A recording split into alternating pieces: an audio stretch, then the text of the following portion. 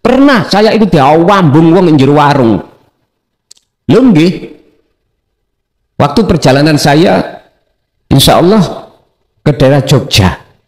Saya pakai motor, Pak. Pakai motor. Kalau nggak salah di daerah Madiun sekitarnya, saya itu mampir ke warung. Secara syariat, kalau pengen ngopi, istirahat, rokokan. Loh, ternyata yang marung itu ya perempuan. Walaupun dia marung, dia itu aktif melihat channel saya. Singkat kata, ketika saat saya makan, minum, rokokan, dipandeng terus. Terus beliaunya nyetel YouTube. Napa niki sami kalian jenengan? Wes, iki saya mati kutu. Ketika saya jawab iya, langsung keluar dirangkul, diambung. Inilah yang kumaksud rezeki iku gak kemana-mana. Ahad kemarin saya itu ketemuan dengan salah satu tokoh tasawuf juga di wilayah Jawa Barat. Mungkin jenengan kenal Ki Haji Saiful Karim. Ya dah. Sama. Saya ketemuan di salah satu uruk makan, memang ada janjian. Ada janjian. Dalam rangka apa? Ta'aruf.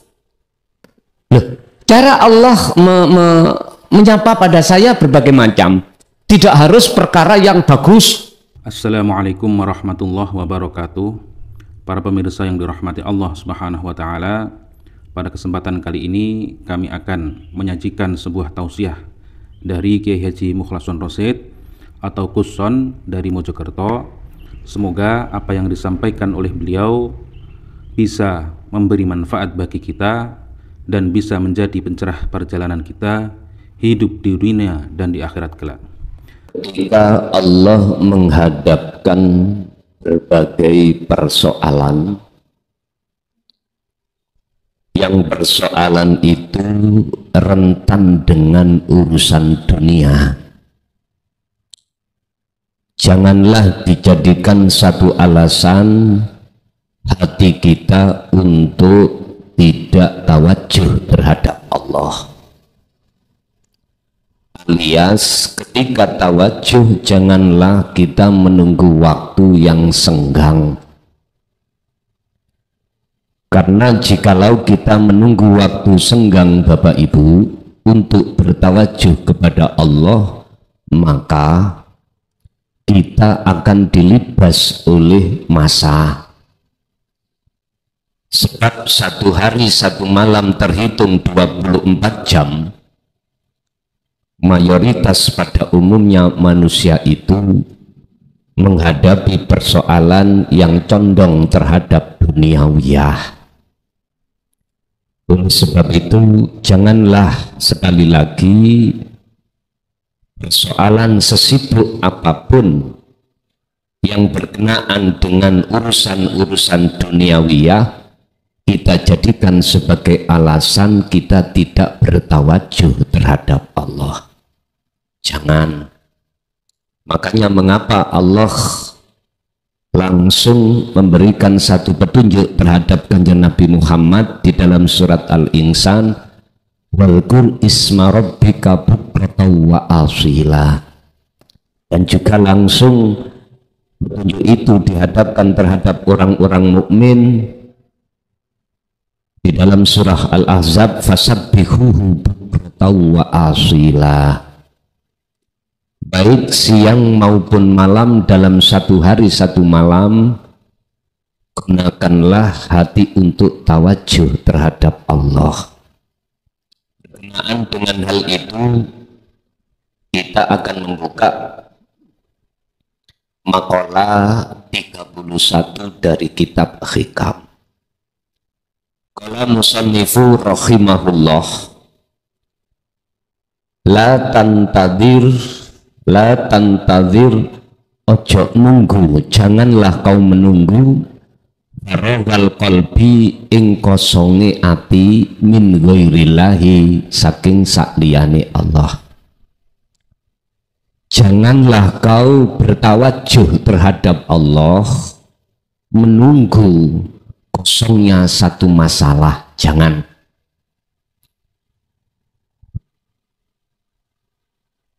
La tatarokop, ojo nunggu siro furu wal aghyari ing kotonge sakliyane Allah.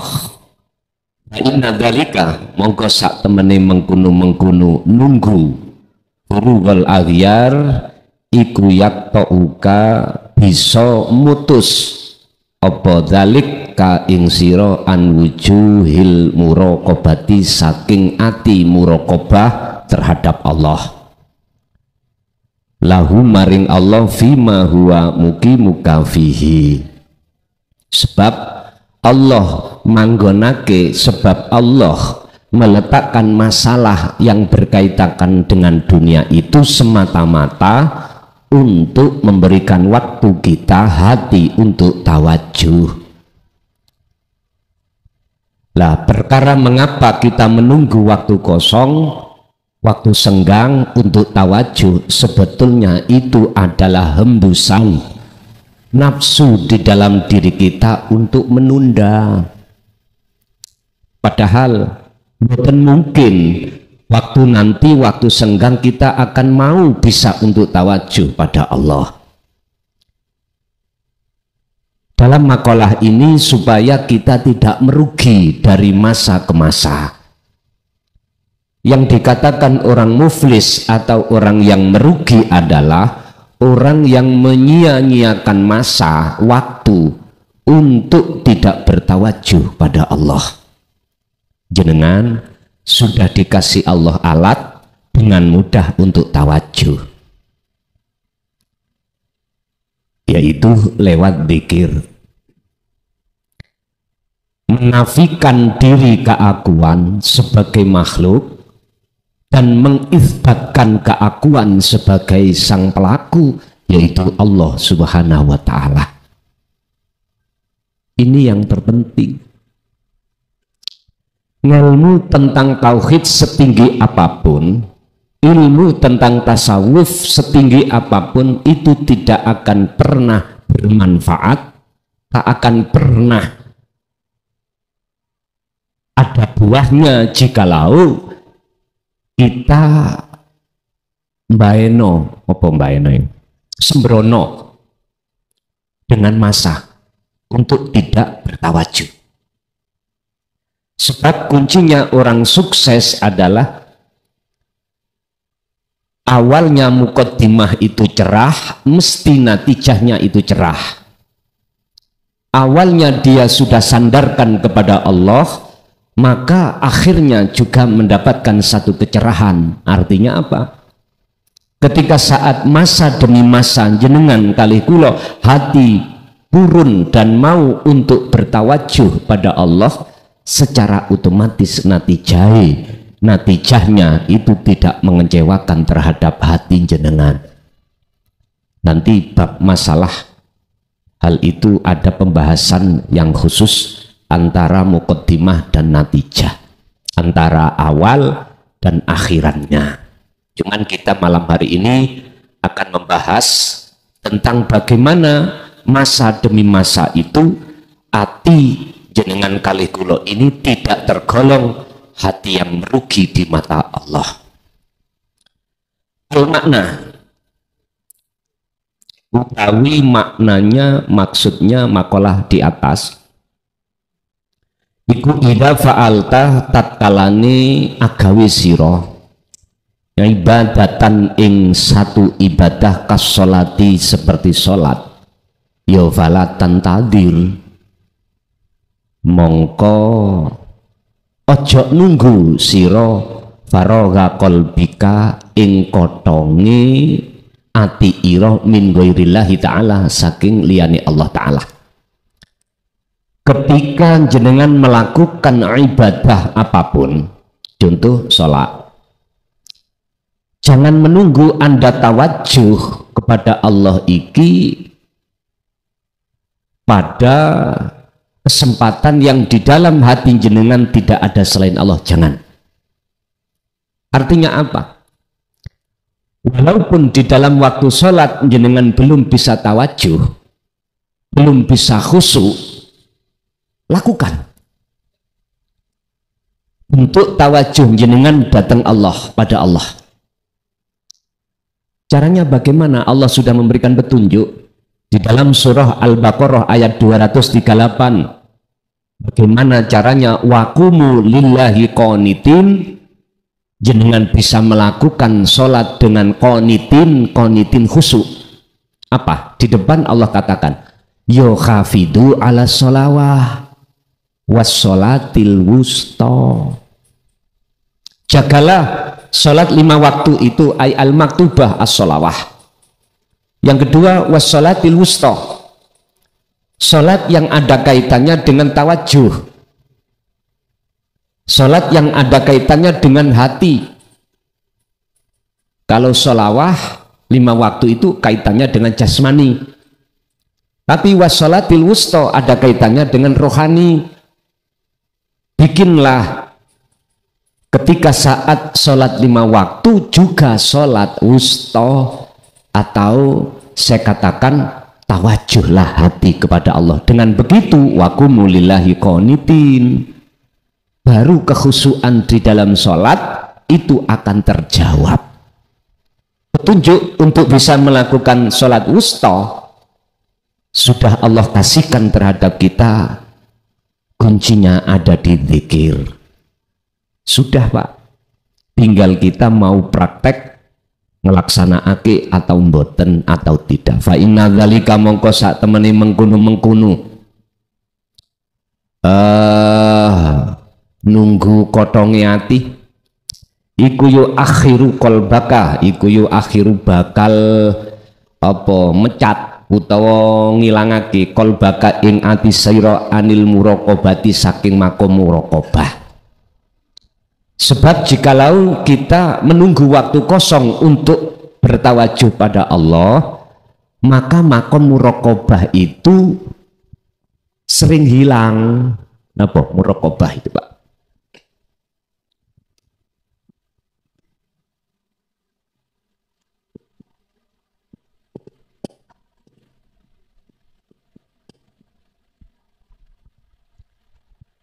Makom muraqabah itu makom di mana di dalam hati kita muncul rasa keyakinan atas kehadiran Allah. Ini ku muraqabah. Kalau hati kita sudah terbiasa merasakan kehadiran Allah di dalam setiap aktivitas kita, maka otomatis akan melebar. Yang melihat kita siapa? Selalu kita dilihat Allah, selalu kita dimonitor Allah, selalu kita dilayani Allah dalam segala aspek apapun. Ini makom muraqabah. Lah, makom muraqabah itu sebagai proses untuk menuju makom ma'rifat. Menuju makom ma'rifat. Semua para wali Allah, semua para kekasih Allah itu berangkatnya dari muraqabah. Bisanya untuk mencapai makom ma'rifat pada Allah, muraqabah ini harus setiap saat dan waktu itu terjadi. Ini kalau bahasa Rasulullah di dalam tentang masalah takrif ihsan, jikalau kau tidak bisa melihat wujudnya Allah, ini berarti makom ma'rifat, maka kau harus selalu merasa kalau dilihat oleh Allah. Memang prosesnya dari situ Pak. Lah, untuk masuk di dalam makom muraqabah itu tidak semua orang bisa.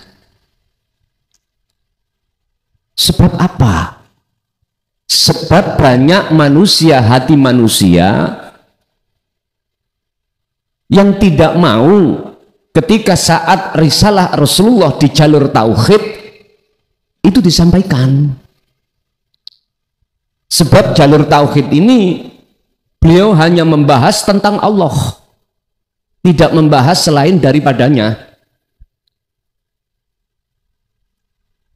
Bahkan di dalam surat Az-Zumar 18 Allah katakan alladzina yastami'una al-qaula fayattabi'una ahsanahu.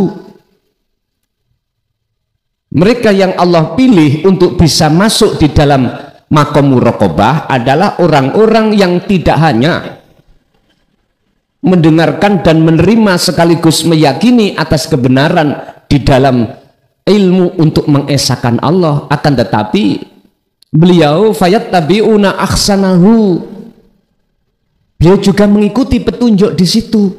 Apa petunjuknya? Laksanakan, praktekkan. Tawajuh kita terhadap Allah, praktekkan.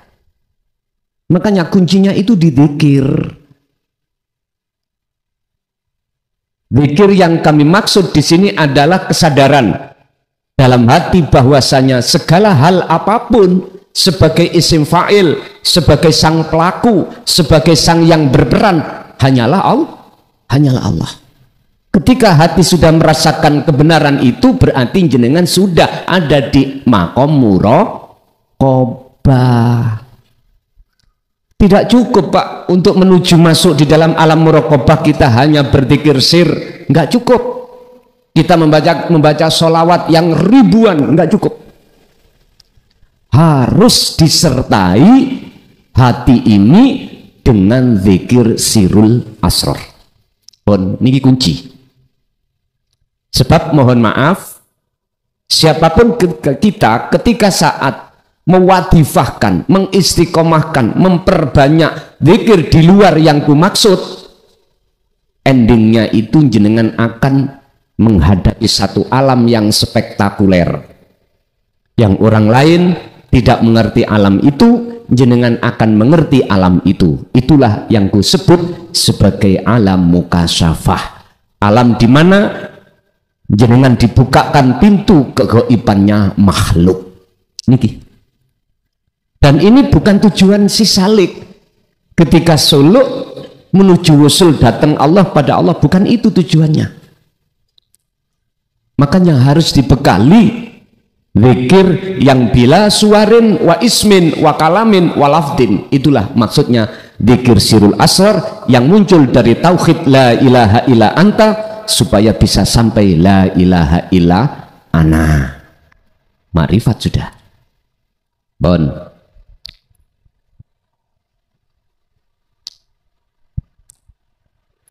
Fa inna dzalika mongko sak temene mengkono tantadir faragh iku yu akhiru qalbaka an muraqabah. Apa makom muraqabah itu? Allati yo makom hiya utawi alati iku asyuru, munculnya rasa bihudurillah, dengan hadirnya Allah, ala annahu ing atase sak temene Allah iku alfailu, sebagai pelaku. Yang disebut, yang dimaksud makom muraqabah adalah allati hiya as-su'uru bi hudurillahi ala annahu al-fa'ilu. Hati ada rasa iman bahwasanya kehadiran Allah sebagai sang yang berlaku, sebagai sang yang berperan. Berarti nggak ada yang lain. Ini nggak diucap Pak, tapi yang ada di dalam hati, dirasa. Ini maksud makom muraqabah. Asarhu utawi penjelasan iku al wajib, wajib ala salik ing atase orang yang salik itu orang yang ngambah, berjalan menuju dan bertemu terhadap Allah. Wajib. Wajib apa? Ayu dawima ing yen to nglanggengake sapa-sapa salik alal ibadati ngatasi piro-piro ibadah, wa ayandura lan yento ningali sopo salik daiman khalilanggeng ala qada ilahi ngatasi ketetapane Allah fi af'alihi dalem piro-piro af'ale yang ada pada salik.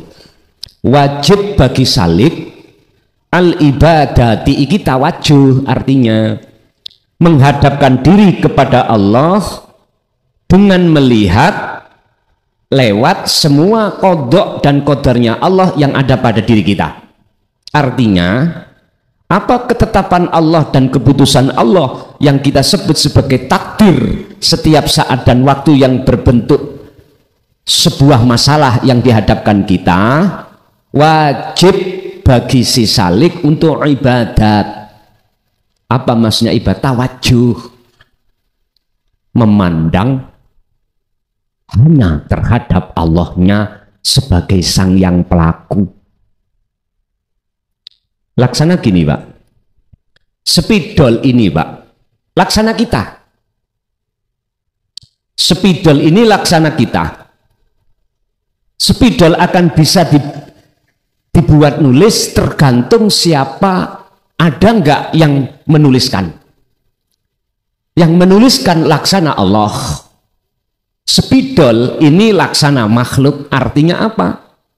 Gerak yang ada pada diri kita sebetulnya itu disebut muraqabah, sebab gerak spidol karena digerakkan yang menggerak.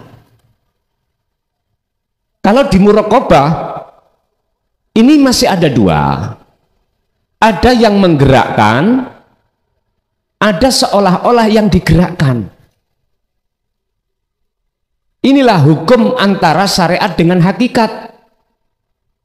Niki, jarang Pak, hati manusia itu sudah ada di situ, jarang sekali. Apalagi kalau sudah menginjak ma'rifat. Allah sotir, saring semuanya itu. Allah saring. Lah, kalau ini sudah jenengan selalu laksanakan, maka Allah akan menjamin dalam satu ayat Al-Ankabut akan bisa sampai ke makrifat siapapun panjenengan. Berarti kalau sudah sampai ke makrifat Allah ini, maka la ibsarun wa mubsarun wa basarun.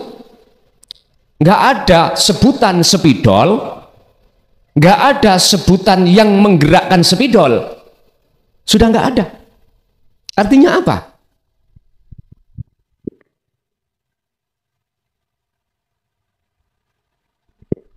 Nggak ada bedanya. Tapi bukan berarti ada dua.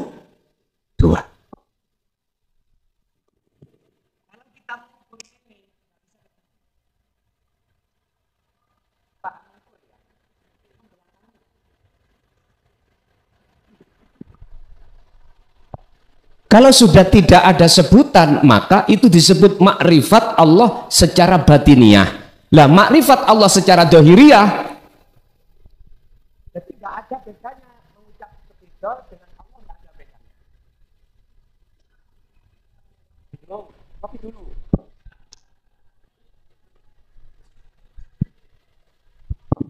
Dalam hukum akhlak istimaiyah dan ilahiyah, hukum syariat dan hakikat mengatakan adanya makhluk sebab diadakan oleh Allah. Berarti ada dua ada.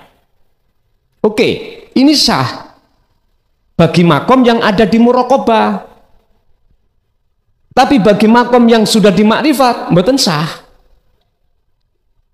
Di dalam makom muraqabah, ruh itu adalah makhluk.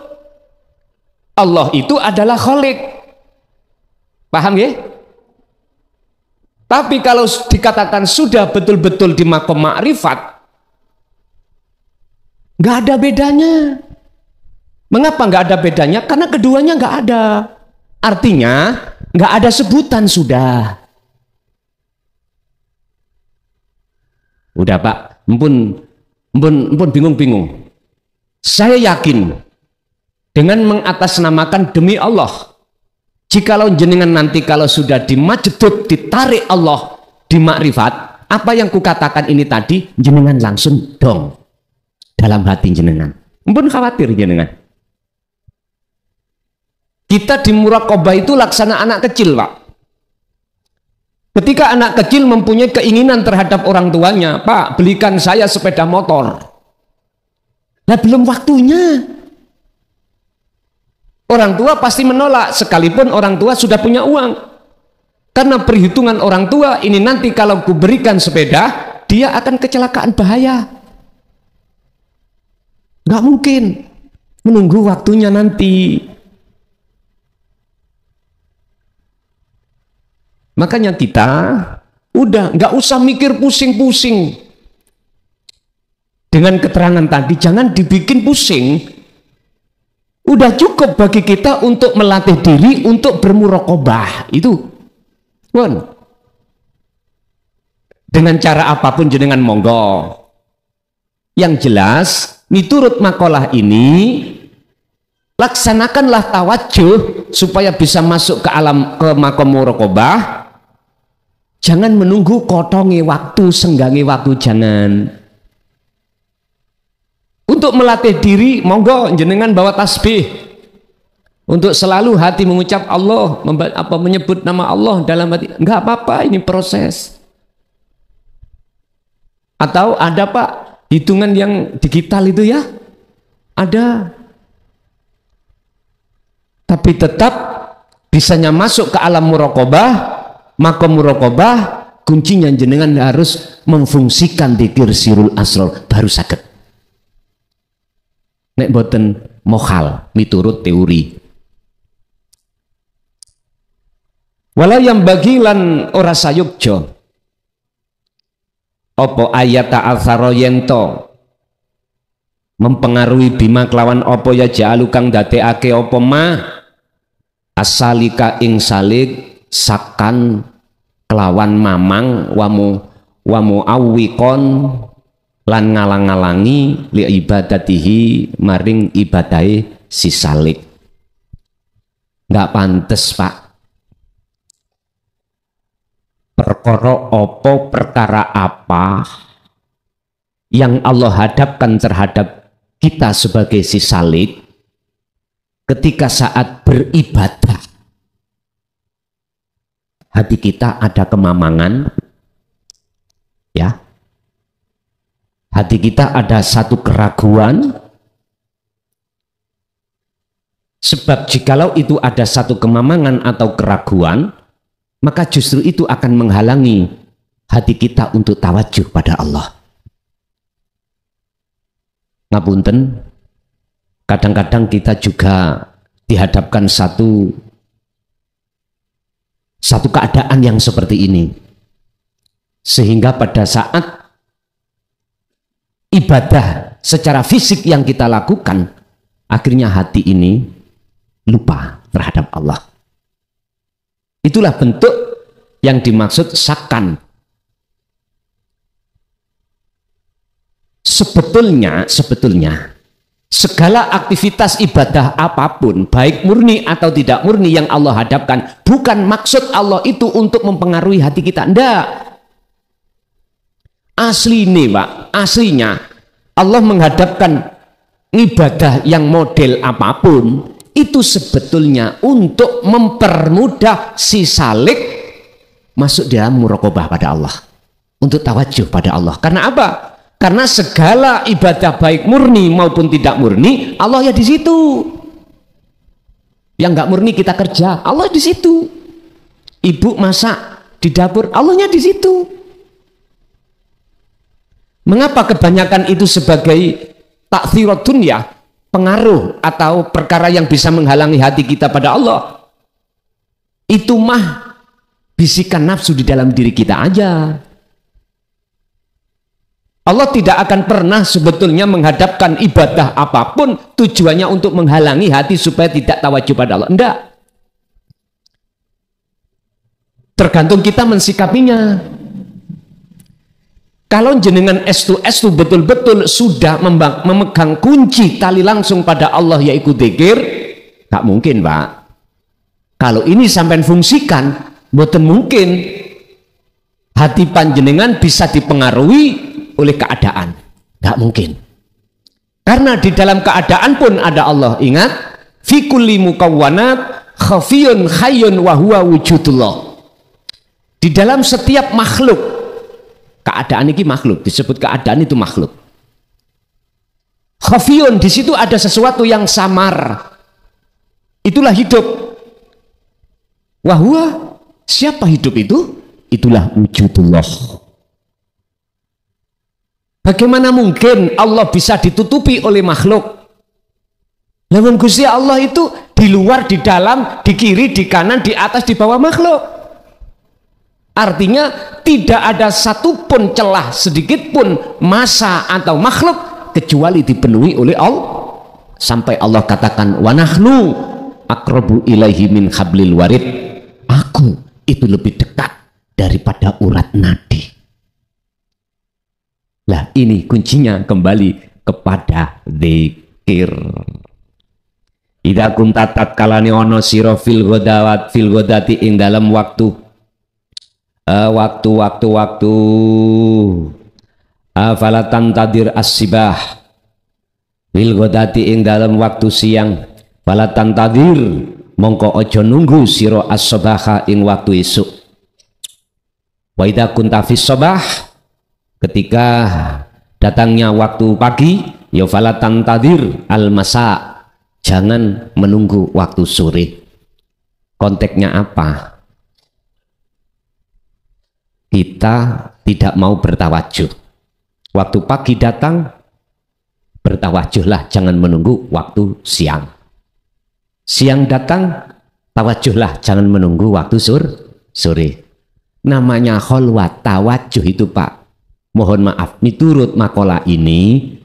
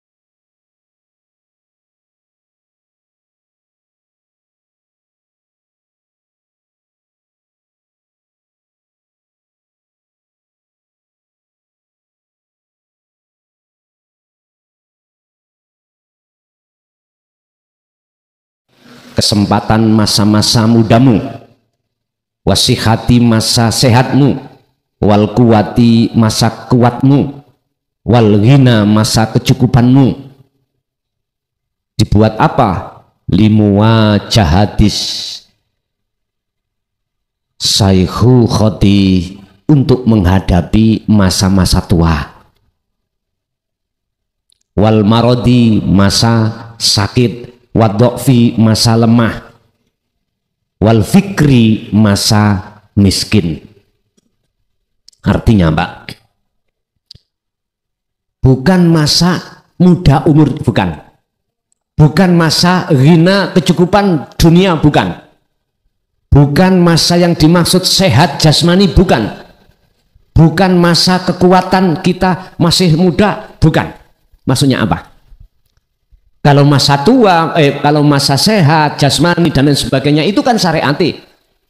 Hakikati Pak, masa pagi, masa siang, masa sore, gunakanlah hati panjenengan di masa sibuk itu untuk tawajuh pada Allah, untuk mempersiapkan masa-masa jenengan iki lengah, malam tidur, atau dibalik, gunakanlah masa-masa senggang jenengan, berarti masa ibadah secara murni mahdoh, untuk menghadapi masa-masa jasmani sibuk urusan dunia, ibadah ghairu mahdoh, kerja, makan, minum dan lain sebagainya. Untuk apa? Bertawajuh. Ini jikalau jenengan kali kula nggak ingin menjadi orang yang merugi atau nggak ingin menjadi orang yang dilibas oleh masa, berarti kesempatan sekecil apapun kita gunakan hati selalu berzikir datang Gusti Allah. Faida kana mongko tatkalane tinemu lailan ing dalam waktu wengi, fala tatawakkok mongko ojo nunggu sira maji annahari ing tekane waktu awan, litakuma krono jejekake bihuku killahi ta'ala maring piro-piro hae Allah. Ketika kita menemui waktu pagi, waktu siang atau waktu malam, gunakanlah hati untuk mendirikan terhadap hak-haknya Allah. Apa haknya Allah? Disembah. Berarti kita harus menyembah. Dikatakan menyembah manakala jenengan kali kula niki sudah masuk di makom muraqabah.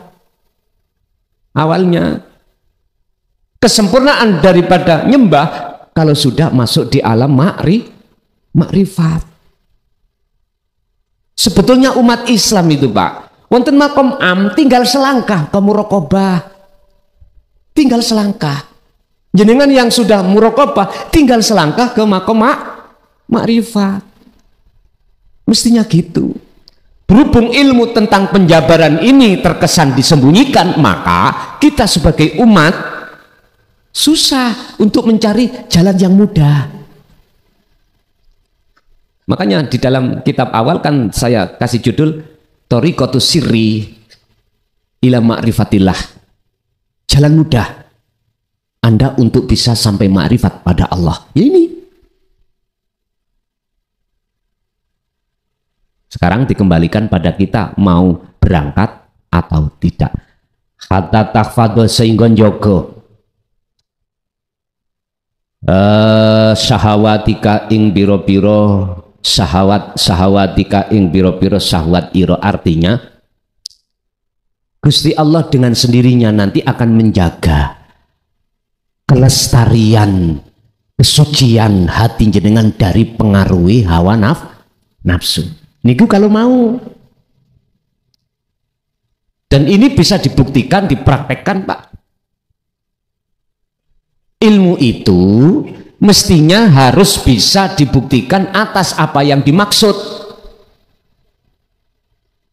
Lah, kita akan menemui apa yang dimaksud kalau memang betul-betul kita sungguh-sungguh untuk melaksanakan hal itu. Wa kadzalika lan kaya mengkono dukur itu idza kuntum Al madkur idza kuntum tatkalani ono sira kabeh binahari ing dalam waktu siang, artinya waktu siang pun sampai gunakan untuk tawajuh, tidak hanya malam tapi juga siang. Dulu saya katakan kalau kholwat itu jangan hanya kholwat khusus saja tapi juga kholwat secara umum. Wala dawuh sapa Allah Gusti Allah fi suratil anbiya ayat ing ayat 35 rupane dawuh kullu nafsin dha'iqatul maut utawi saben-saben yang bernyawa, setiap yang bernyawa iku dha'iqatul maut akan mengalami satu kematian. Wa nablukum lan nguji sapa ingsun Allah kum ing sira kabeh bisyarri wal khairi, saya uji dengan perkara yang jelek, wal khairi perkara yang bagus, fitnatan kelawan dadi ujian. Wa ilaina dan semuanya, wa ilaina lan iku maring ingsun Allah turjauna utawi den balekake sira kabeh. Artinya apa? Setiap diri makhluk yang bernyawa itu pasti akan mengalami satu kematian. Artinya apa ini? Janganlah panjenengan ini akan menemui yang namanya kematian sebelum hati Anda minimal belum ada di muraqabah. Minimal. Wa anibu ila rabbikum wa aslimu lahu min qabli ayyatiyakumul adzab. Kembalilah lekas kau wahai jiwa untuk kembali kepada Allah sebelum datangnya satu kematian. Sebab apa jikalau ini tidak kita laksanakan? Sumalatun sorun, nanti kau tidak akan mendapatkan pertolongan dari Allah. Kembalinya ruh itu bahasa syariat nggak mungkin akan masuk di dalam cahaya, justru masuk dalam kegelapan. Bahasa syariat yaitu cahaya maksudnya surga, yaitu kegelapan maksudnya neraka. Yang di pojok Sowono ngomong gini, enak gak enak aku son sing rason lapakmu nyocot, misalnya ngunu ya. Ini bahasa Jawa ya bang ya. Bahasa Indonesia ini apa Pak? Enak gak enak aku yang merasakan son, mengapa kamu itu kok yo ngomong aja? Tak jawab, iya bener. Udah monggo. Ingat, Rasulullah dihadirkan Allah di tengah bumi untuk mengeluarkan dari kegelapan, minadz-dzulumati ilan. Udah. Faqala aidan illa rahmatan lil alamin. Udah. Wa nabluukum bisyarri wal khair fitnatan. Allah memakai perkara yang jelek. Ini dasar. Ayat ini dasar surat Al-Anbiya ayat 35. Perkara apa yang kita anggap jelek secara syariah, mohon maaf ya. Dan perkara apa yang kita anggap secara syariat bagus, itu datangnya dari Allah. Tapi ada ayat Pak yang mengatakan kalau jelek datangnya dari nafsumu sendiri, kalau baik datangnya dari Allah. Kira-kira ayat iki tabrakan boten bagi jenengan yang sudah muraqabah. Nggak mungkin Pak wahyu satu dengan yang lain dalam Al-Quran gap, nggak mungkin. Terus letaknya gak tabrakan bagaimana? Min nafsik, kalau jelek min nafsik, dari nafsumu sendiri. Kita bahas tentang masalah nafsik. Nun fa sin. Nafsik berarti niki wonten kaf. Saya membahas nun fa sin, diri. Diri kembali kemana? Ke makhluk, monggo silakan. Diri kembali ke Allah, monggo silakan. Kalau jenengan sudah di muraqabah, lebih-lebih di musyahadah, pasti nun faksin kembalinya kepada Allah. Jenengan sagete solo merasakan kehadiran Allah Itu karena dikehendaki Allah. Kalau kita masih memandang kita yang bisa merasakan, maka nggak mungkin, Pak, kita akan lekas bisa ke makrifat, nggak mungkin. Makanya mengapa harus diproses muraqabah? Sebab inilah akhlak istimaiyah dan akhlak ilahiyah. Toto kromo akhlak ing munggu syariat makhluk, toto kromo ing munggu hakikat Allah. Nanti toh pada akhirnya perjalanan si salik ini akan menjadi muraddin. Nek salikin berarti sama dengan muridun. Kalau sudah makrifat disebut wasilin atau muradun. Nanti ada pembahasannya sendiri, insya Allah di atas 31 nanti, antara perbedaan antara salik dengan wasil atau orang dalam perjalanan muraqabah dengan orang yang makrifat itu bagaimana. Bapak Ibu hadirin rahimakumullah. Jadi kalau jenengan iki mengambil nafsik itu maksudnya kembali kepada Allah, maka ayat ini enggak tabrakan. Wanablukum lan nguji sapa ingsun diri Allah kum ing sira kabeh makhluk bisyarri wal khairi, dengan perkara jelek dan perkara bagus. Yang maksudnya fitnatan, dijadikan sebagai ujian apakah hati ini tawajuh terhadap makhluk, nafsik makhluk, apakah tawajuh terhadap nafsi Allahnya. Bahasan jenengan sholat, apakah hati jenengan memandang terhadap makhluknya, tawajuh terhadap makhluknya berupa pahala surga, ataukah hati tawajuh terhadap kholiknya, Allahnya. Kalau menurut surat Al-An'am 79 kalau nggak salah, itu mengatakan tawajuh itu harus ini wajah tuat hiyah, wajib ke wajiyah, tidak boleh sifatnya wajiyah yang berupa lilladzi fataros samawati wal ard. Wujud kekuasaannya adalah menciptakan isi langit dan isi bumi. Nggak boleh hati tawajuh terhadap selain Allah yang berbentuk isi langit dan bumi, tapi hati wajib tawajuh hanya kepada Allah. Al-Khulasah wa ilaina turja'un, wa ilaina lan iku maring ingsun Allah turja'una, opo turja'una utawi den balekake sira kabeh. Artine apa? Kalau jenengan nafsik makhluk ya ketemune peteng. Nek nafsi iku dateng dirinya Allah mesti padang bercahaya. Siapa yang memandang selain Allah itu justru selain Allah itu menghijabi, menghalangi hati kita pada Allah. Siapa yang hatinya menghadap kepada wujudnya Allah hidup, maka selain daripada Allah itu Allah musnahkan. Akhirnya perkara selain Allah tidak menjadikan pengaruh terhadap diri panjenengan.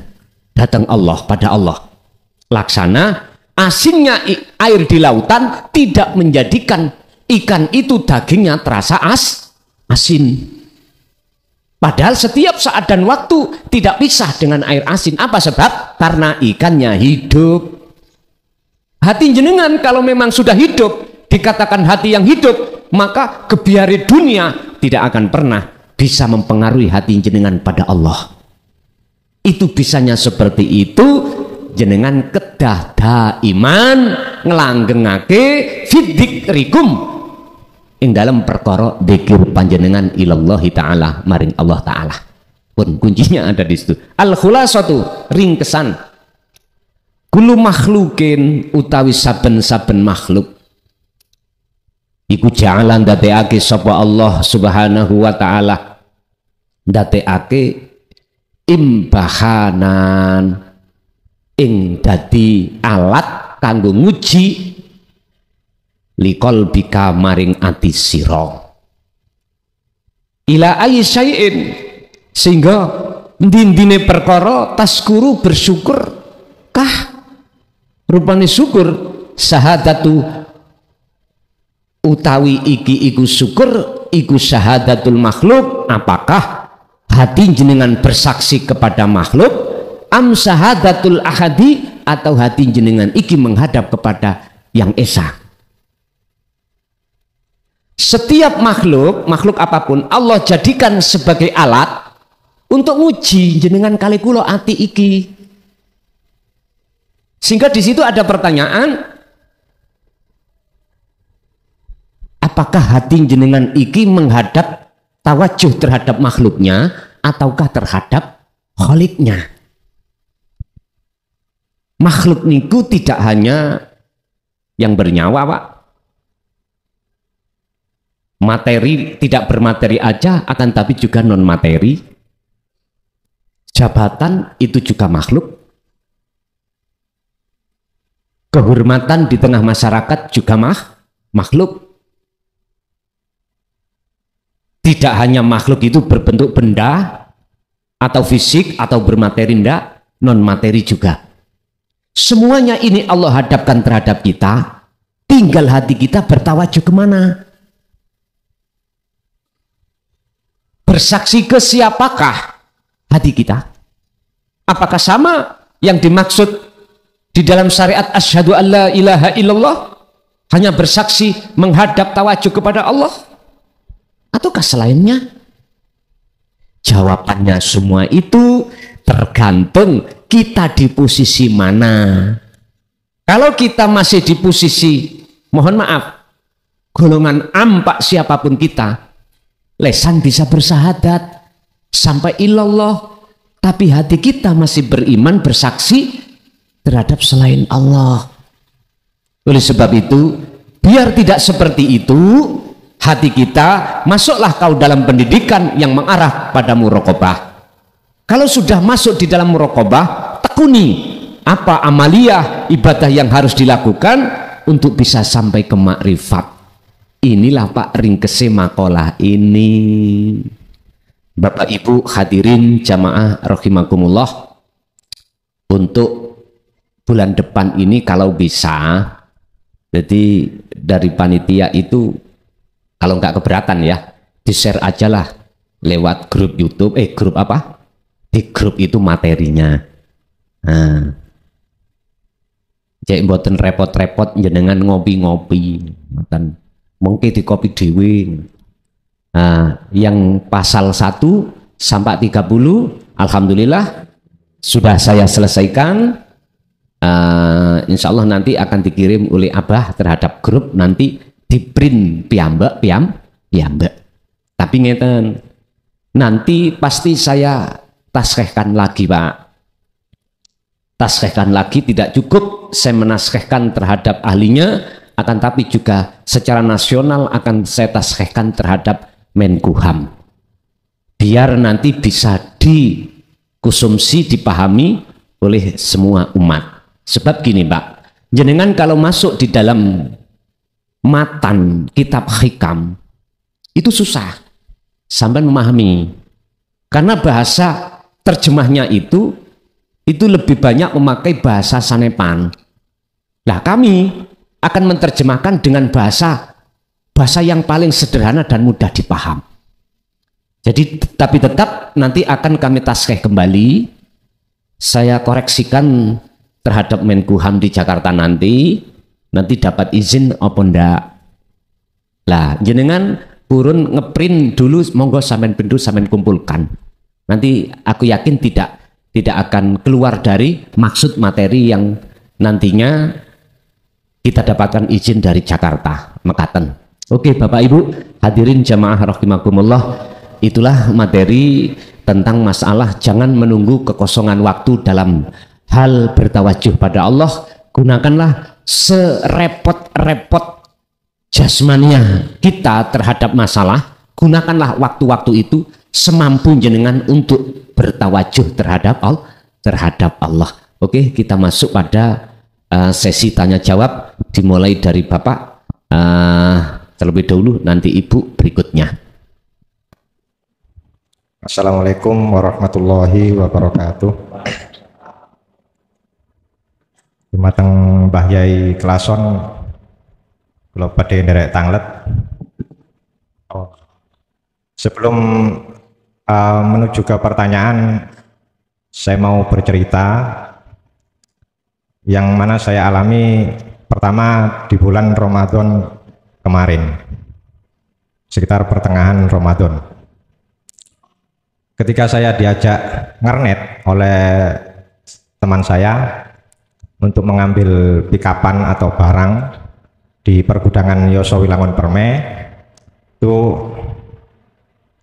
kami berangkat dengan terburu-buru dengan harapan supaya barang cepat diambil dan segera dikirimkan. Kan tetapi ketika setelah sampai di lokasi, ternyata kami disuruh menunggu oleh security-nya, yang mana ternyata ada antrian. Sebelumnya ada antrian 2 truk yang juga belum dapat izin untuk mengambil barang. Akhirnya kami menunggu di luar. Ketika menunggu sekitar 2 atau sampai 3 jam dengan hati yang agak kesel, istilahnya di luar dugaan, tiba-tiba dengan mungkin setengah ngelamun atau tanpa sadar, saya ini ngomong, lah iya pangeran iki ono ae, awak dhewe mau budal kesusu rene ndang mari ndang wis, ternyata nang kene dikongkon ngenteni. Oh alah. Nah setelah itu saya tertawa ngakak sekeras-kerasnya dan nopo nggih, los pokoknya. Ngakak guyung ngakak sampai akhirnya rasa jengkel itu hilang, dan setelah saya tertawa itu dipanggil oleh security untuk masuk mengambil barang. Itu yang cerita pertama.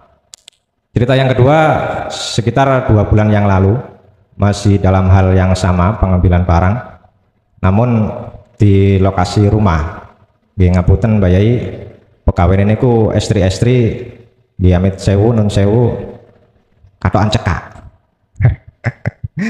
Setelah barang itu diambil, terus karungnya saya bawa mendekati mobil Grand Max yang kami pakai. Tiba-tiba di dalam, saya nggak berani menyebut apakah hati atau sukmo atau apalah, pokoknya di dada sebelah kiri saya itu tiba-tiba muncul omongan, pangeran iku ya ono sing katokan. Saya kaget, apa itu? Tapi saya diam aja, nggak bilang ke teman saya. Lah pertanyaan saya, dari 2 peristiwa yang saya alami itu, apa yang saya alami? Kalau dalam kajian ilmu tauhid itu termasuk apa? Termasuk apa ya, pembahasan apalah? Itu pertanyaan yang pertama. Pertanyaan yang kedua, apakah ada bonus atau reward atau apalah yang sejenisnya bagi orang tua atau leluhurnya seseorang yang mungkin ditempatkan oleh Allah di makam ma'rifat, walaupun ma'rifatnya dalam hitungan detik. Mungkin niku mawon sementara ingkang kula tangletaken. Assalamualaikum warahmatullahi wabarakatuh. Waalaikumsalam warahmatullahi wabarakatuh. Yang pertama, dari 2 hal yang telah diceritakan itu masuk di dalam surat Al-Anbiya yang kita bahas, itu juga masuk ayat 35, bahwasanya cara Allah menyapa kita sebagai makhluk lewat berbagai persoalan. Tadi persoalannya menunggu, yang kedua persoalannya soalan cekak. Itu cara Allah menyapa kita. Suka-suka Allah untuk memanggil kita. Ya ayyatuhan nafsu, wahai jiwa, jiwamu akan jadi mutmainah anteng manakala irji'i ila rabbik, kalau kau mau kembali padaku. Artinya antara sualan cekak dengan menunggu yang berjam-jam seperti itu, dalam hati sampean tidak akan pernah bisa terpengaruh manakala hati jenengan itu tawajuh kepada Allah. Sehingga dalam ayat ini dikatakan fitnah itu ujian. Lah, kalau pertanyaannya ini masuk dalam bahasan apa? Inilah Pak, bahasan yang Allah hadapkan terhadap golongan kita yang sudah minimal di muraqabah. Masih saya sendiri juga begitu Pak, sama. Pernah saya itu diawambung wong ing jero warung. Lho nggih. Waktu perjalanan saya insya Allah ke daerah Jogja. Saya pakai motor Pak. Pakai motor. Kalau nggak salah di daerah Madiun sekitarnya, saya itu mampir ke warung. Secara syariat, kalau pengen ngopi, istirahat, rokokan. Loh, ternyata yang marung itu ya perempuan. Walaupun dia marung, dia itu aktif melihat channel saya. Singkat kata, ketika saat saya makan, minum, rokokan, dipandeng terus. Mungkin dalam benak beliau, iki benar tah orang yang ada di YouTube. Akhirnya apa Pak? Memberanikan diri, beliau mendekat pada saya dan bertanya, jenengan Guson ya? Beliau nggak bisa jawab Pak. Saya jawab enggak, itu bohong, gitu. Saya jawab, iya itu saya khawatir riak. Saya sempat diem. Loh, Guson siapa Bu? Saya gitu. Terus beliaunya nyetel YouTube. Napa niki sami kalian jenengan? Wes iki saya mati kutu. Ketika saya jawab iya, langsung kalau dirangkul diambung. Inilah yang kumaksud rezeki iku gak kemana-mana. Loh Pak, spontanitas Pak. Kulo nggih meneng mawon. Nggih kulo nikmati lah ngoten toh. Loh. Niku Allah hadapkan cara Allah menyapa saya lewat itu. Mungkin dalam hatinya terharu.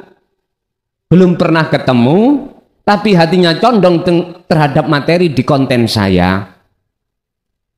Seperti tadi hari apa itu? Ini tadi hari apa ini Pak? Hari Ahad kemarin saya itu ketemuan dengan salah satu tokoh tasawuf juga di wilayah Jawa Barat.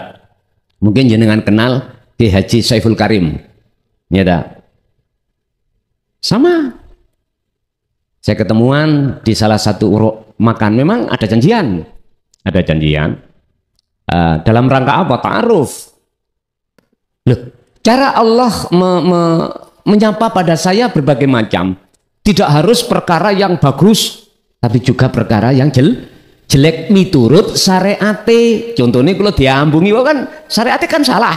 Syariate kan syarri, termasuk perkara Allah lah ngoten toh. Dalam rangka apa? Itu dalam rangka Allah membenahi ketauhidan kita untuk bisa mencapai makrifat yang sempurna lewat disapa. Nabi Ayub Allah sapa lewat penyakitnya yang nggak kunjung sembuh. Akhirnya dengan sakitnya beliau selalu berzikir. Lewat baunya yang nggak enak sampak diungsikan dari kaum ya, dikeluarkan dari kaum. Beliau nggak mengeluh. Justru hal sakit beliau jadikan sebagai lahan sapaan Allah untuk beliau bertemu Allah, bertawajuh. Bon, itu yang pertama. Terus yang kedua tentang masalah bonus, ya Pak. Otomatis kita itu dikasih Allah berbagai macam itu boleh dikatakan bonus. Diberikan maksudnya dihadapkan berbagai macam susah dan senang. Saya katakan bonus manakala jenengan ini tidak hanya rohimnya yang bisa bertemu, Rahman ini bertemu. Inilah Pak, fid dunya hasanah wa fil akhirati hasanah. Dikatakan bonus karena bukan tujuan. Dunia sampai kali kula niki sukses itu bonus. Dan janganlah tergiur dengan bonus, akhirnya terbuai yang jatuhnya kita lalai, jangan. Berarti cara kula wau diambung, seorang wanita berarti bonus. Njenengan wong nggih ngoten Pak.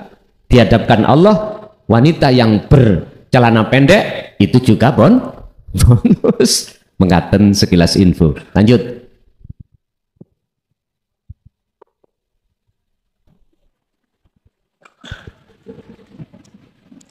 Assalamualaikum warahmatullahi wabarakatuh. Nama saya Adit, Surabaya. Maaf Gus, sedikit bingung. Dalam topo ing rame saya melihat isi alam semesta ini wujudnya Gusti Allah semua. Jengle-jengle berisi. Dan dalam topo ing khusus saya merasakan sunyi, hening, kosong. Tidak ada apa-apa, tidak ada siapa-siapa. Diri ini pun lenyap. Bingung saya, masih ada dua unsur antara berisi dan kosong. Kosong berisi. Pertanyaan saya, bagaimana untuk mengahadkan supaya saya nggak bingung? Atas penjelasannya saya ucapkan terima kasih. Assalamualaikum warahmatullahi wabarakatuh. Waalaikumsalam warahmatullahi wabarakatuh. Untuk mencapai kebenaran di dalam bahwasanya kosong itu berisi, berisi itu kosong, kita terlebih dulu harus melewati muraqabah. Tatkala itu sudah dinilai Allah cukup, ini yang menilai Allah sendiri, maka kita akan dimasukkan di dalam makom makrifat, dan makom makrifat itulah jenengan akan paham tentang yang kosong itu berisi. Artinya apa? Siapapun di dalam hatinya kalau sudah tiada selain Allah, itulah yang dimaksud ahad, isi tadi. Isi itu tunggal, tunggal itu ahad. Dan barang siapa yang berisi itu sejatinya kosong, artinya barang siapa dalam hatinya masih ada selain Allah, itu berisi. Maka kosonglah tentang ahad, artinya wujud Allah itu tidak akan ada di dalam, mohon maaf ya, wujud Allah seakan-akan itu bisa dihalangi oleh isi tadi. Padahal sebetulnya isi tadilah yang menghalang-halangi kita. Lah, untuk bisa mencapai keesaan bagaimana? Ya wujud sakliyane Allah itu hilangkan. Terus sing ngilang nih yuk Gusti Allah, bukan kita sendiri. Apakah seperti meja ini langsung hilang? Enggak Pak. Siapapun panjenengan, jikalau hati ditarik Allah ke dalam makom makrifat, pandangan mata hati ini tentang wujud selain Allah itu mboten enten. Tapi tetap pandangan dohir, mata dohir, wujud meja tetap ada, sebab diadakan oleh yang ada. Tapi pandangan ainul basiroh panjenengan sudah tidak ada. Artinya apa? Jenengan sudah tidak mandang selain Allah itu wujud. Lah wujud isi dunia langit itu wujudnya Allah semuanya nantinya. Inilah yang dimaksud surat Al-Hadid ayat 3, bahwasanya Allah itu nyata batin, Allah itu nyata dohir. Sementara ngeluh dulu, tapi nggak apa-apa, yang penting sampai laksanakan sendiri. Laksanakanlah proses muraqabah, nanti akan paham kalau betul-betul hati Allah tarik di dalam makom makrifat atau makom musyahadah mekaten. Nanti kuncinya apa? Ya proses muraqabah cepat dan tidaknya itu tergantung sepanjang mana kita berzikir, sejauh mana kita berzikir, ada di situ. Sebab Allah akan menyalakan nur makrifat di dalam hati kita seiring berjalannya berzikir sampai datang Allah mekaten. Nggih, satu kali lagi Bapak.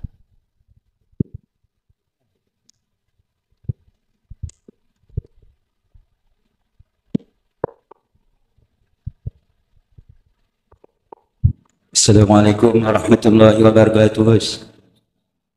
Saya yang Abdul Malik dari Kedingling Lor Kemuning 3.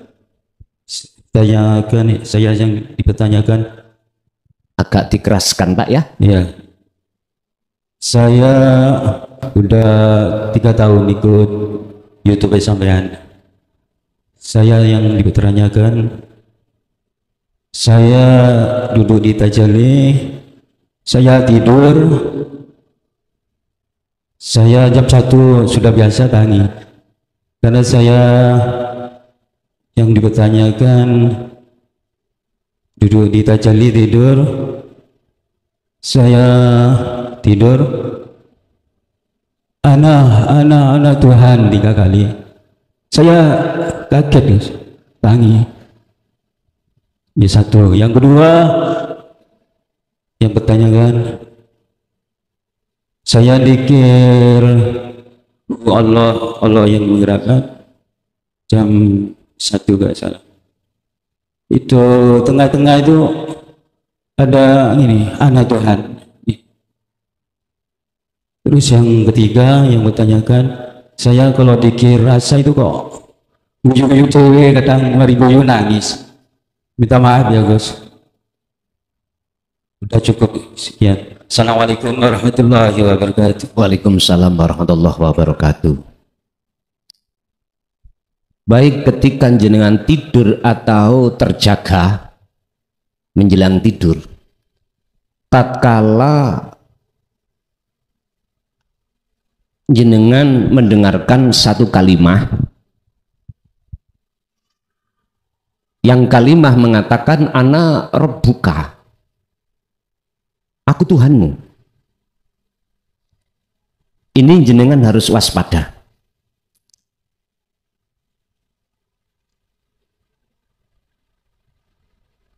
Manakala ada dua antara yang mendengarkan dan yang mengucap, ada dua loh ya, maka inilah yang pernah dialami oleh Syekh Abdul Qadir Jailani.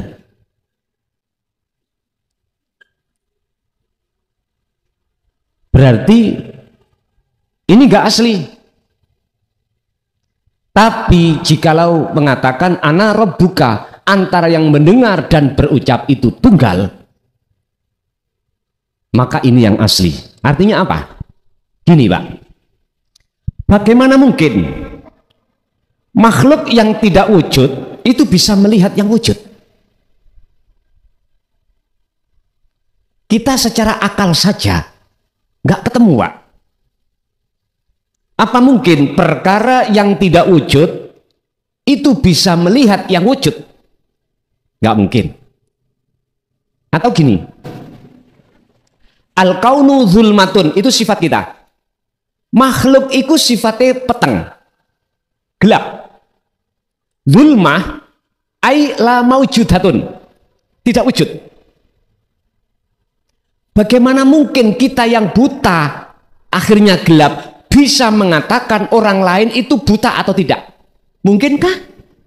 Nggak mungkin. Yang bisa mengatakan si A si B itu buta atau tidak buta itu adalah orang yang tidak buta.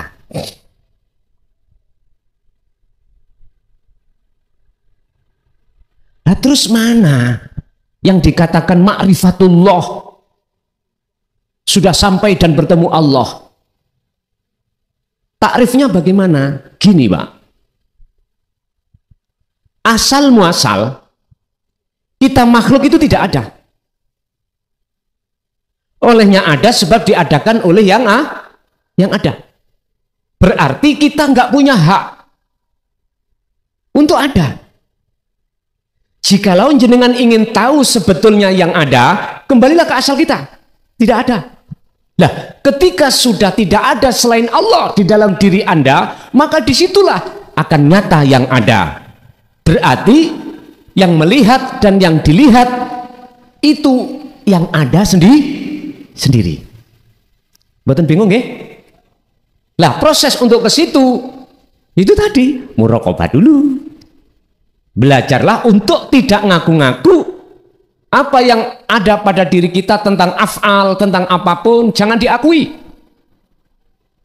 Rasakan dulu kehadiran Allah sebagai sang pelaku. Walaupun awalnya masih ada dua, nanti seiring berjalannya waktu Allah akan hanguskan kita sebagai makhluk yang merasa ada diadakan oleh yang ada, yang merasa bisa sholat disolatkan yang ada, nanti dengan sendirinya akan hilang. Baru akan ketemu di situ. Sehingga nanti antara yang berkata, berkalam dengan yang mendengar sama, masuk di dalam sifat ma'ani. Antara, mohon maaf, sami'an dengan mutakaliman, ini pelakunya tunggal. Mana? Yorip ibu bapak. Pokoknya tinggal kita itu piye carane Allah ndang lekas memfanakan keakuan diri sebagai hamba, itu aja lewat zikir itu. Yang saya katakan dua tadi adalah masih ada kita yang sebagai makhluk yang mendengar dan ada suara yang mengatakan ana rabbuka. Itu di luar kita. Berarti kita menyangka ada dua. Ini berarti waspadalah, dan ini pernah terjadi pada beliau Syekh Abdul Qadir Jilani ketika mujahadah atau ketika beliau uzlah. Wis dengarkan, nggak apa-apa. Berupayalah memandang siapa di balik kalam itu, di balik ucapan. Nanti jenengan akan digiring oleh Allah dalam pemfanaan keakuan diri yang mendengarkan. Akhirnya udah tunggal, udah itu yang benar. Terus mengapa suatu saat jenengan ketawa? Mengapa saat ketika kita itu menangis? Di saat kita menghadapi berbagai macam problem, itu bentuk buah dari muraqabah. Kita merasa bersalah, akhirnya menangis. Ternyata selama ini kami masih membelakangi Allah, belum bisa menghadap. Ruhaniyah maksud saya. Dengan begitulah akhirnya jenengan dengan kita itu hati merasa bersalah. Wa yaghfir lakum dzunubakum, dan semuanya itu Allah ampuni manakala jenengan kali kula niku estu taubatan nasuhan. Ini mengapa kita terus kadang-kadang juga ketawa? Makanya mengatakan Gusti Allah itu lucu. Kita dihadapkan satu kedamaian di mana ditemukan Allah. Alladzina amanu wa tatmainnu qulubuhum bidzikrillah. Orang-orang yang beriman yang hatinya terasa damai bahagia sehingga jasadnya itu ikut guyu. Disababi apa? Bidzikrillah. Karena kuatnya hatinya berzikir pada Allah. Ingat, ala bidzikrillahi tatmainul qulub. Hanya dengan mengingat Allah, hati akan selalu damai, mekaten. Mungkin ke ibu sekarang, monggo.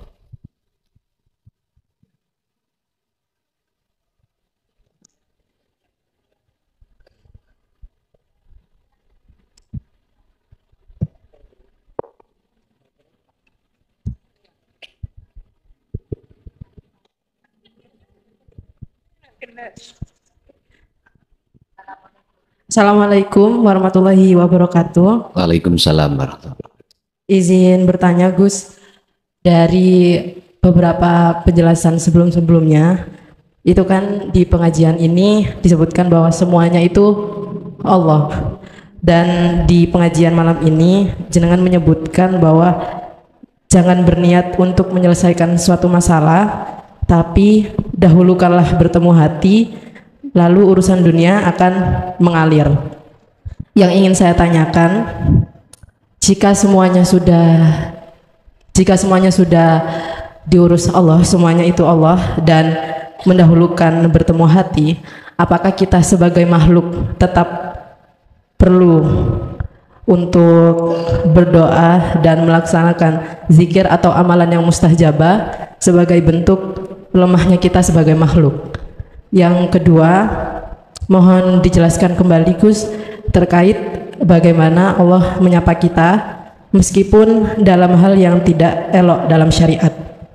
Bagaimana jika kita, termasuk saya sendiri yang telah mengikuti pengajian ini tapi belum sampai ke makomnya, menyalahgunakan hal tersebut, Gus? Terima kasih. Nggih. Dalam hal tawajuh,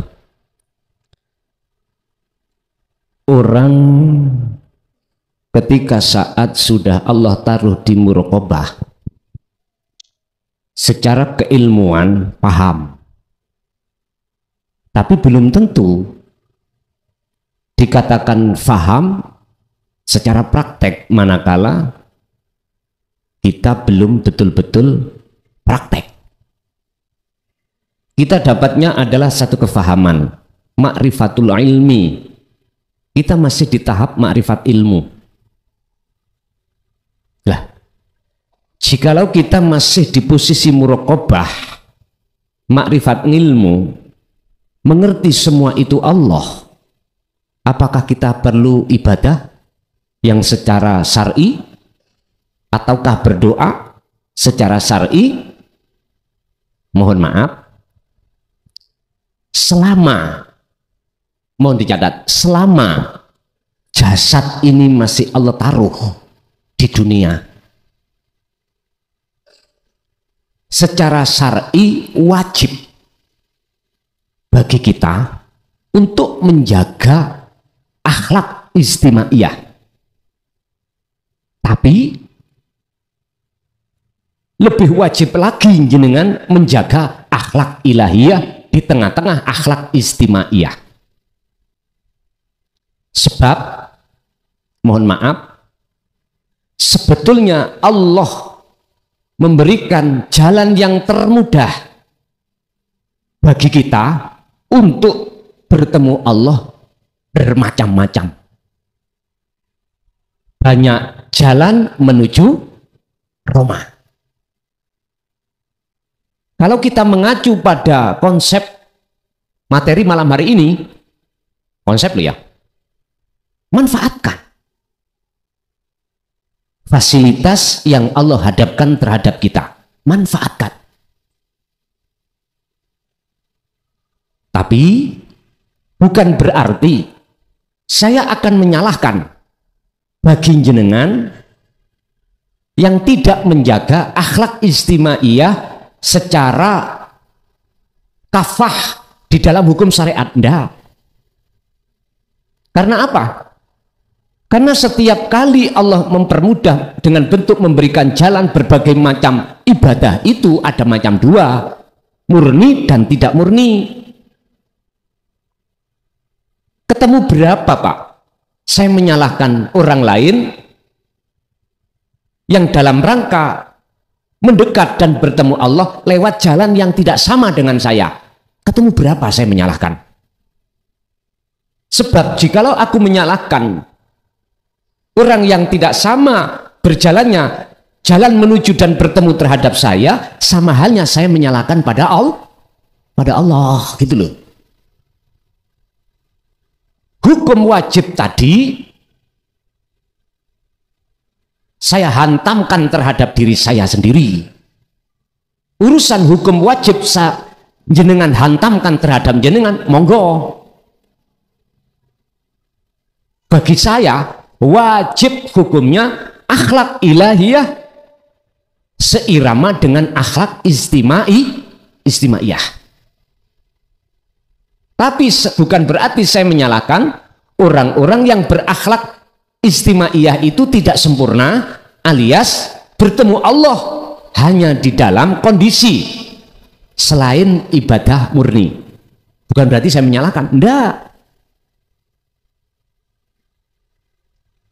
Bapak Ibu hadirin rahimakumullah, Untuk mensikapi hal itu, dari pertanyaan yang kedua, biar tidak disalahgunakan, kita harus melihat posisi kita. Posisi kita ditaruh mana? Makrifat ilmu saja, ataukah sudah makrifat laku? Makrifat itu mengetahui, sudah paham, sudah mengerti tentang ilmu menuju Allah. Yang kedua, makrifat laku berarti makrifat mengetahui sebetulnya al-haq itu yang bagaimana, loh gitu loh. Ya lihat makom kita. Kalau makom kita masih di proses salik, di proses perjalanan, masih makrifat ilmu, saran saya jangan berhenti. Kita di situ. Sebab kalau jenengan tidak berhenti, tidak akan pernah menyalahgunakan dari apa yang belum kita makomkan terhadap diri kita. Kan ngeten Mbak, guru lo gak tahu sholat. Mohon maaf, secara syariat, lo ngerti loh. Contoh misalnya, guru Ramadan yo gak tahu poso. Loh, kita itu masa boleh untuk niru? Kalau kita belum makomnya di situ, tidak boleh Pak. Bagaimana mungkin sama antara kita yang buta sama dengan yang tidak buta? Gak mungkin lah Pak, sama Pak. Kalau kita niru-niru mereka yang tidak buta, contoh, yang tidak buta larinya kencang, kita buta lari kencang, gimana jalannya? Ya itu persoalan.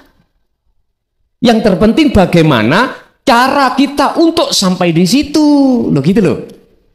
Di makom mereka yang tidak buta, udah tidak niru-niru lagi nanti, nggak niru-niru karena makomnya. Saya sebagai masyarakat kecil, tidak punya jabatan, kewenangan, lampu merah tak tabrak, diprit polisi betul, prit. Kalau jenengan Kapolda, minimal Kapolres lah Pak, di daerahnya masing-masing, bahkan presiden apalagi, lampu merah tabrak, ya ora apa-apa. Tapi jangan disimpulkan, oh itu orang memberikan contoh yang tidak benar. Oh enggak Pak, itu kita salah persepsi. Beliau itu punya kewenangan, lebih baik diterak karena pertimbangan persoalan yang penting daripada nunggu seperti kita. Kita nggak punya wewenang, kita tabrak, kena hukum badan. Hukum. Yes, kita melaku berjalan sesuai dengan poksi kita. Poksi kita di mana? Ya udah. Inilah maksud materi ini. Ibadah baik tidak murni, lebih-lebih murni, udah gunakan fasilitas itu, jalan untuk bertemu aku. Itu maksud Allah. Kecuali kalau jenengan sudah punya kewenangan, berarti nggak salah. Karena diri Anda kan nggak tahu. Bukan Anda yang melanggar. Anda kan sudah nggak ada. Sama dengan hukum syariat mensikapi tentang orang gila itu Pak. Wajib nggak orang gila sholat? Berdosa nggak orang gila zina? Halo? Orang gila. Mungkin saya ceritakan satu cerita. Orang yang tidak gila. Tapi orang yang tidak mengerti kalau itu salah. Gini. Dalam satu kaum itu ada banjir Pak. Banjir pandang. Apa pandangan namanya? Padang. Pandang ya oke. Maklum lah SD gak lulus. Mohon maaf. Anggap aja semua rumah itu nggak bisa ditiduri karena tergenang air. Bapak kepala desa akhirnya menyarankan supaya berkumpul di balai desa atau balai dusun atau masjid karena dianggap lebih tinggi. Loh, salah satu di antara warga itu barusan akdu nikah. Akdu nikah. Katakanlah sudah 7 hari lah Pak. Itu kan kuat-kuatnya lah, ngoten Pak nggih. Ya, kalau model sampean kali kula paling seminggu, sak wulan paling pindu paling banter ngotennya. Loh. Loh, Di situ berhari-hari, Pak, berhari-hari, bahkan 3 hari menginap di situ, makan di situ.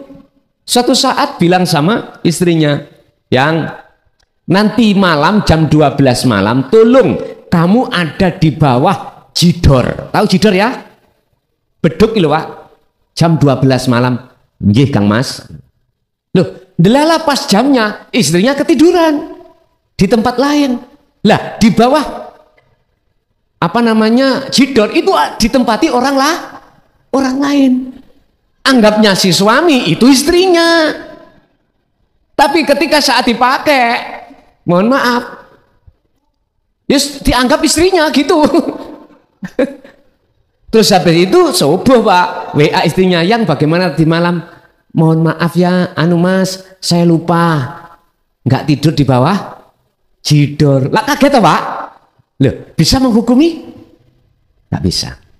Atau orang tidur tidak menjalankan sholat, hukumnya nggak berdosa karena tidur. Saya bilang orang tidur loh ya. Orang tidur misalkan cara di daerah saya namanya bangkong. Tahu bangkong, Pak? Bangkong, telanjang, jalan di kampung-kampung, berdosa enggak? Bangkong kok. Kalau di sini bangkong apa? Melindur. Kan nggak tahu kalau dirinya telanjang lah. Kan nggak berdosa.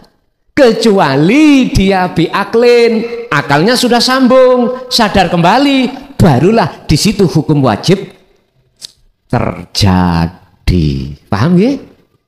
Jadi kita posisinya di mana? Udah itu aja kita jalankan sambil petunjuk di dalam kitab ini. Bahwasanya jikalau kita sudah mengenal dan memahami fungsi daripada zikir, kita laksanakan aja itu.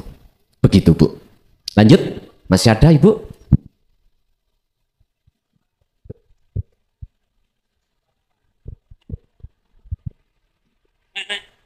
Ada Ibu tadi masih ada. Maaf Bu, saya dari Bangkalan.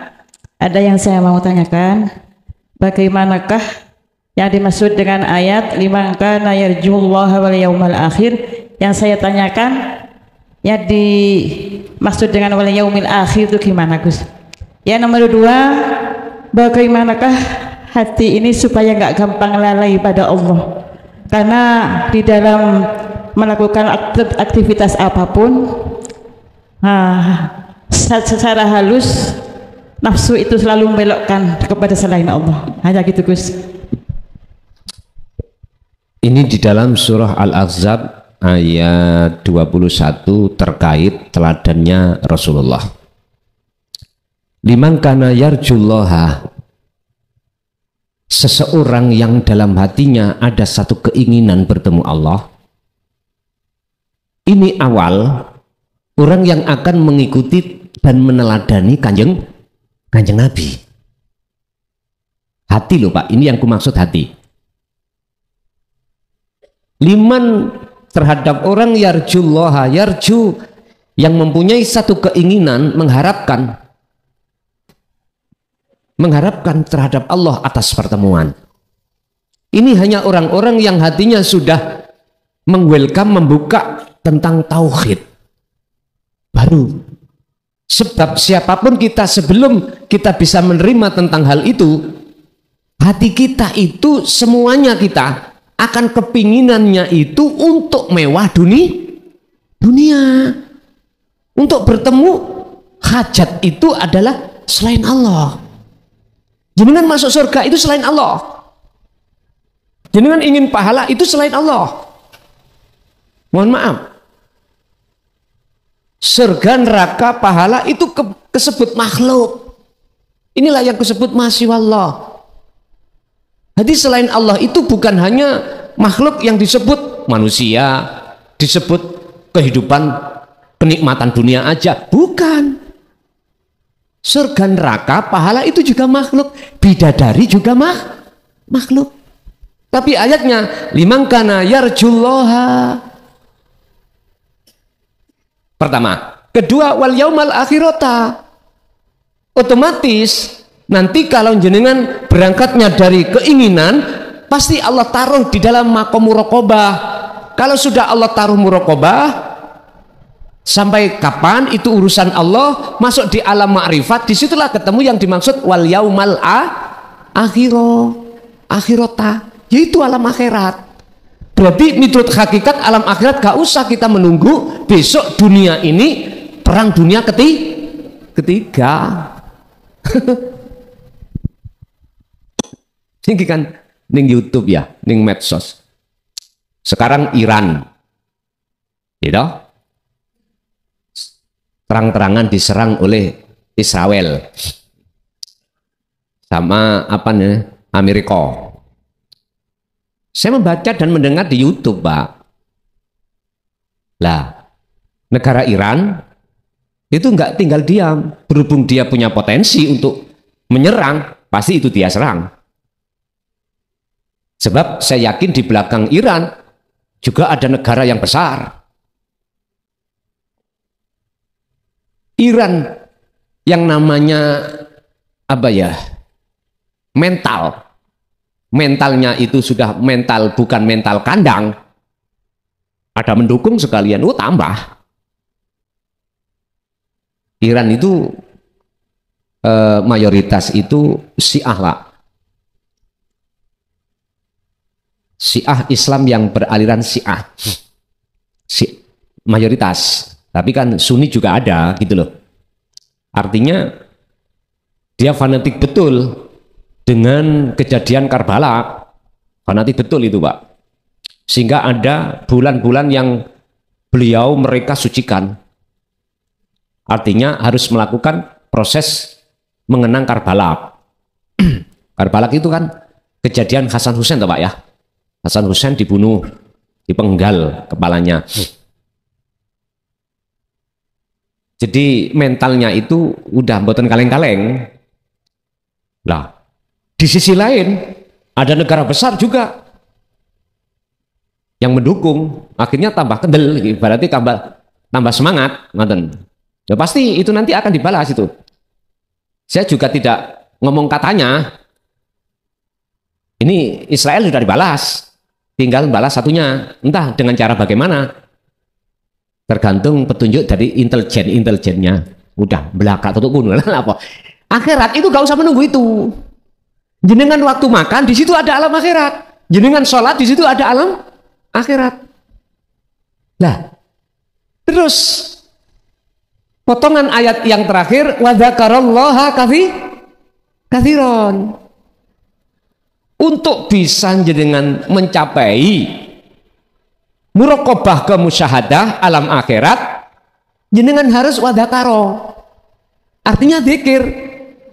Sifatnya kathiron, wadakarollaha lo kembali lagi kuncinya terhadap zikir. Cuman di situ tidak terang-terangan disebutkan sirul asronda. Sampai cari 30 juz terkait zikir yang manakah yang bisa menghantarkan muraqabah ke musyahadah. Secara terang-terangan nggak ada yang ditulis. Tapi kalau jenengan mau membuka Quran di dalam hati jenengan, pasti akan ketemu.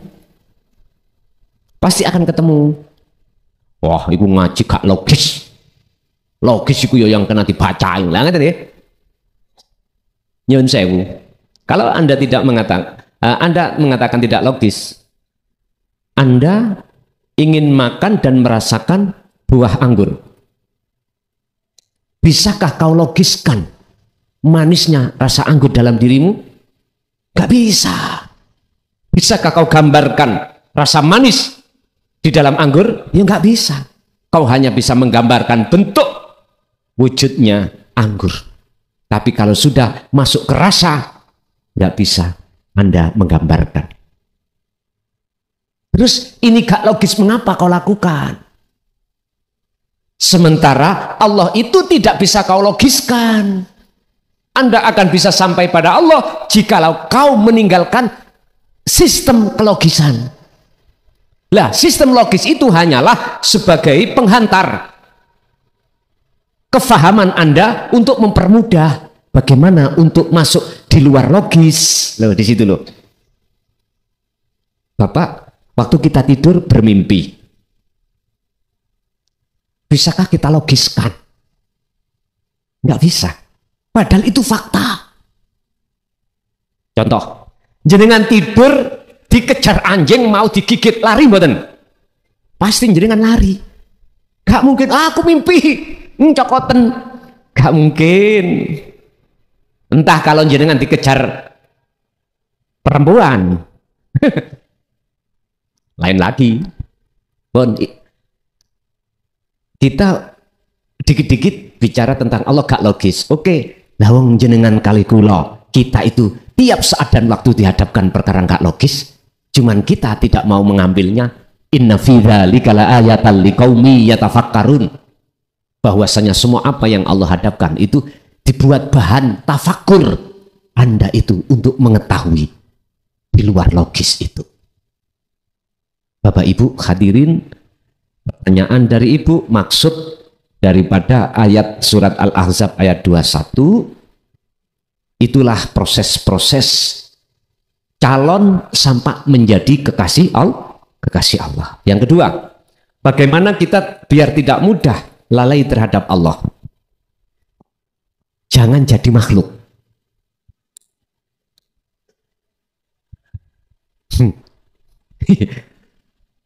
Artinya gini loh Pak, apa yang ada, pohon yang ada di dalam jagat hati kita yang disebut sajaratul basyariyah, tebang itu. Sebab di dalam jagatnya hati ada dua pohon yang bercokol. Pertama disebut pohon basariyah, pohon di mana yang selalu menjulang tinggi, yang mengarahkan jiwa manusia untuk melalaikan Allah. Siapa yang akan memanjat pohon ini, dia akan menemui satu kekecewaan, kegelapan. Inilah yang kumaksud jiwa yang menjadi budaknya hawa nafsu. Yang kedua, sajaratul basiroh. Tadi basariyah, ini basiroh. Itu adalah pohon yang menghantarkan jenengan untuk sampai pada rahmat Allah. Siapa yang memanjat di pohon ini, dia akan, bahasa syariat, akan menemui jannah. Bahasa hakikat akan menemui Allah, rahmat. Nah, berhubung kita banyak manusia jiwanya masih jadi budaknya hawa nafsu, maka kita akan menjadi orang-orang pengikuti nafsu. Contoh yang paling mendasar, segala hal aktivitas yang terjadi pada diri kita, baik ibadah murni atau tidak murni, mesti dalam hati muncul rasa diri yang melakukan. Inilah tetanda mimba di alamati, setengah dari tanda-tanda kalau kita menjadi budaknya hawa nafsu. Sehingga di dalam makalah yang lain, beliau Ibnu Athaillah mengatakan, janganlah kau anggap nafsu itu minta bagian di perkara maksiat secara syariat saja. Tidak, dia pun masuk di perkara taat menurut syariat. Halus Pak niki Pak. Tiba apa yang kulakukan, sholat, ngaji, ceramah, itu masih ada kepentingan hawa nafsu. Insya Allah. Tebang. Cara menebang bagaimana? Tidak mengenal waktu dan tempat, sibukkanlah hati Anda, wa'tasimu bihablillahi jami'an wala tafarraqu. Pegang teguh tali Allah. Mana yang dimaksud tali? Zikir itu. Mekatan Bu. Satu lagi Ibu.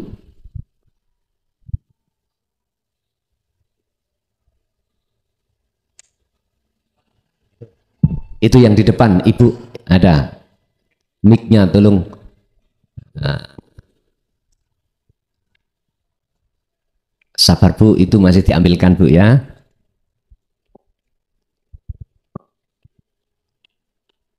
Pun sepuh-sepuh Pak kita itu lungguh gak usah suwe-suwe, nanti ngadek angel. Assalamualaikum warahmatullahi wabarakatuh. Waalaikumsalam. Nama saya Indri dari Surabaya. Ini mau tanya, ini kan mau mendekati malam 1 suro. Amal apa yang kita baca secara hakikat Gus? Terima kasih. Amal apa yang kita baca menjelang satu surah atau satu Muharram, karena di dalam bulan Muharram itu penuh dengan hikmah-hikmah, khususnya sejarah terkait hari keemasan umat Islam. Amalan apa yang harus kita lakukan secara hakikat? Amalan apapun ya, tanpa terkecuali. Silahkan, yang terpenting hati jenengan tahu kepada Allah. Amaliyah sholat, amaliyah sholawat, amaliyah jenengan tahmid, tahlil, baca Quran, sodakoh, apapun terserah. Yang terpenting di situ jenengan wajib untuk tawajuh kepada Allah. Bisanya tawajuh terhadap Allah tidak lepas dari memfungsikan dzikir yang kumaksud. Ingat, dalam makalah lain nanti Syekh Ibnu Athaillah dawuh tentang amalan, amaliyah, lebih-lebih di bulan Muharram. Beliau dawuh gini, al-a'malu suwarun qaimatun wa arwahuha wujudu sirri ikhlas fiha. Amaliyah apapun di bulan apapun tidak akan bermanfaat, tidak akan ternilai di mata Allah, manakala amaliyah itu laksana seperti patung, tidak ada ruhnya. Contoh, saya membaca Quran tapi hati tidak tawajuh, di mata Allah tak ternilai. Saya sholat bahkan 1000 rakaat dalam satu malam, tapi hatiku tidak tawajuh pada Allah, maka tidak ternilai di mata Allah. Karena tidak ada ruhnya. Lah, ruhnya amal apa? Wa arwahuha, utawi piro-piro roy amal, iku wujudu siril ikhlas fiha ing dalam amal. Yaiku rahasianya ikhlas. Apa rahasianya ikhlas? Tawajuh. Ketika Anda melaksanakan amaliyah, hati Anda tidak merasa Anda yang melakukan.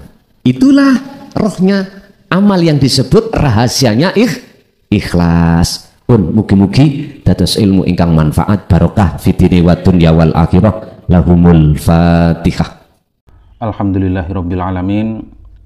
Demikianlah tausiah dari Kiai Haji Mukhlason Rosyid, yang mana beliau adalah pengasuh Pondok Pesantren Jaya Baru yang terletak di daerah Mojokerto, Jawa Timur.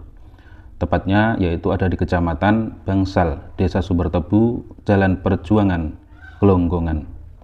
Beliau adalah ulama sufi, ulama tauhid yang mengajarkan ilmu-ilmu tauhid dan tasawuf, yang mana dalam ilmu ini juga berkaitan dengan ilmu leluhur Jawa yang mengutamakan ajaran kebatinan atau ilmu ruhani, yang pembahasannya tentang ranah ruhani, bukan ranah syariat atau ilmu luar. Ilmu tasawuf dan tauhid ini adalah ilmu yang bertujuan supaya seseorang bisa mencapai ma'rifatullah atau ma'rifat kepada Allah, atau biasa disebut oleh orang-orang Jawa yaitu ilmu sejati atau ilmu hakikat.